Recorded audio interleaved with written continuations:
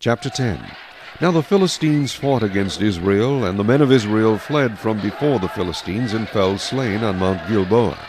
Then the Philistines followed hard after Saul and his sons, and the Philistines killed Jonathan, Abinadab, and Malchishua, Saul's sons.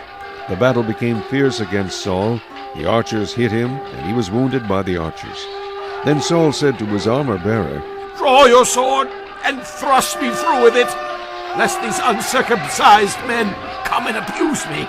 But his armor-bearer would not, for he was greatly afraid. Therefore Saul took the sword and fell on it. And when his armor-bearer saw that Saul was dead, he also fell on his sword and died. So Saul and his 3 sons died, and all his house died together.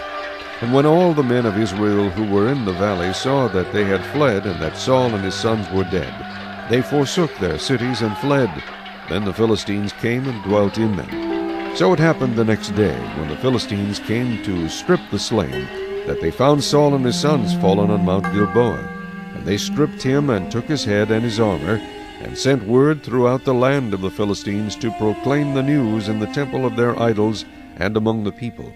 Then they put his armor in the temple of their gods, and fastened his head in the temple of Dagon. And when all Jabesh Gilead heard all that the Philistines had done to Saul, all the valiant men arose, and took the body of Saul and the bodies of his sons, and they brought them to Jabesh, and buried their bones under the tamarisk tree at Jabesh, and fasted 7 days. So Saul died for his unfaithfulness, which he had committed against the Lord, because he did not keep the word of the Lord, and also because he consulted a medium for guidance.